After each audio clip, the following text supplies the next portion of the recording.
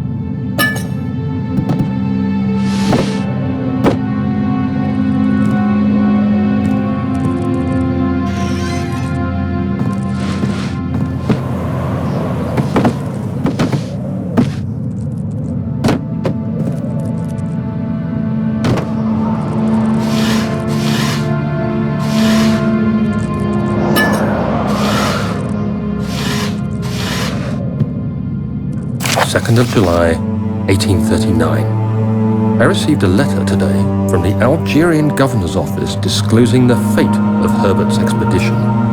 About a week after my departure, Abdullah, one of the men traveling with us, returned from the desert. He was badly injured, as if maimed by a lion. The man rambled deliriously about the expedition being attacked by something horrible. The French quickly dispatched a search party to look for the expedition. After searching for days, they found the camp abandoned without any trace of Herbert or his men. Tomorrow, I'll retrieve the things they recovered from Herbert's tent at the customs house. I don't know what to make of it, but I'm worried for him.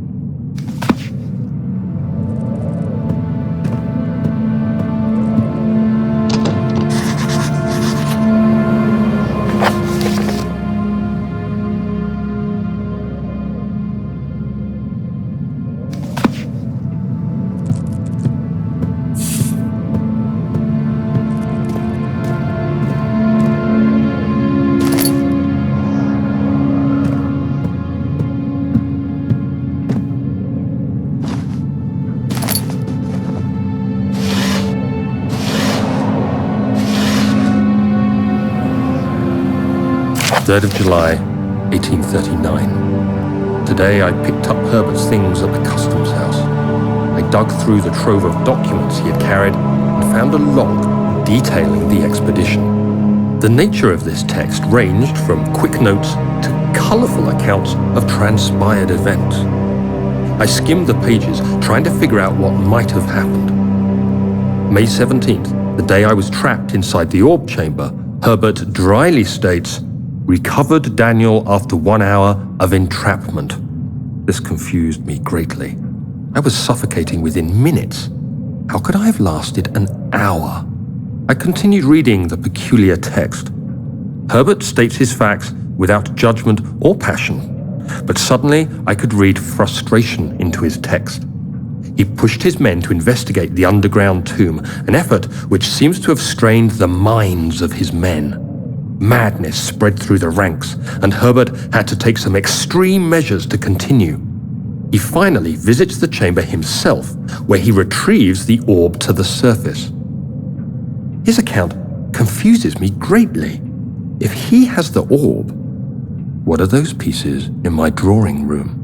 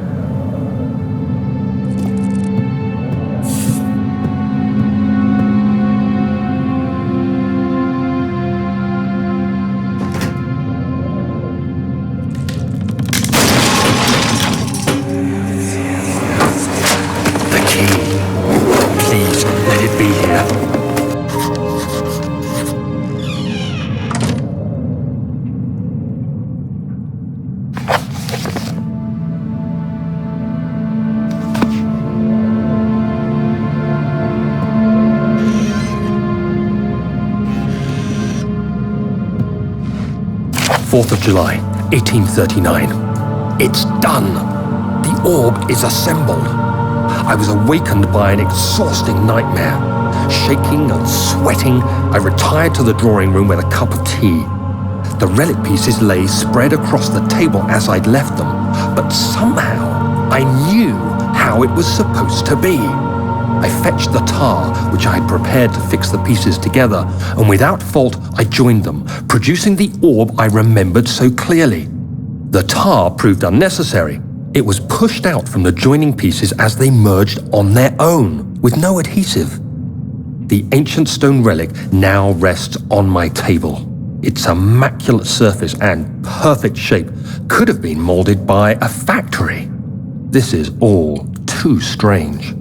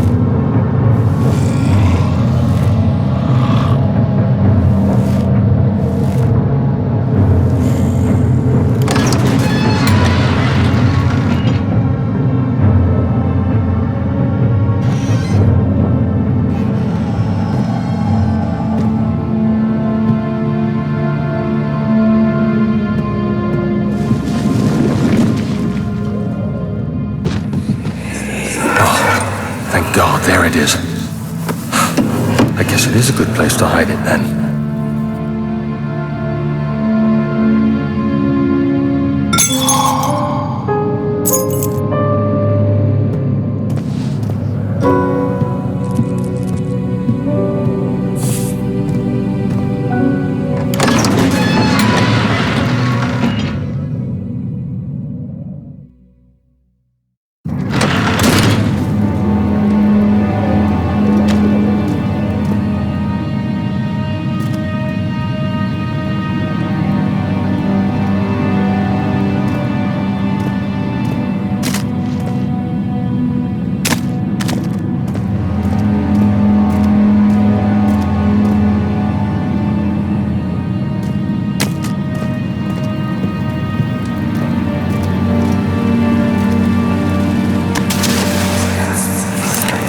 Don't forget your bag, Daniel. I won't, Herbert. There is no shame in using a parasol in the desert. As it happens, it's imperative to your survival. But it looks ridiculous. The shade will hurt much less than dying, I assure you.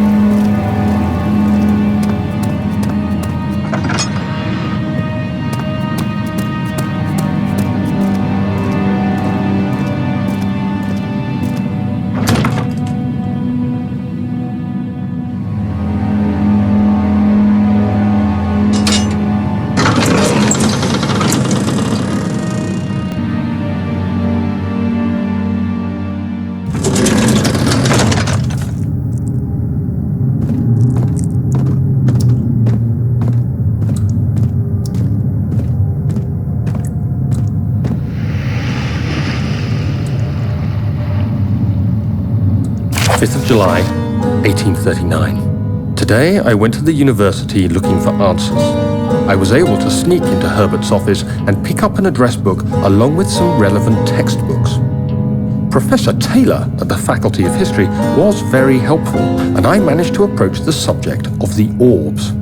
The most interesting aspect was the prevalent trace they had left in our culture. The mythic orbs may, in fact, have inspired the globus cruciger, which so many royal regalia holds to this day. In ancient times, the orbs were held by priests as a symbol of the sun and its power. As I was leaving, I overheard a disturbing conversation. Sir William Smith, the geologist, was killed last night. Less than a fortnight had passed since I'd asked for his expertise.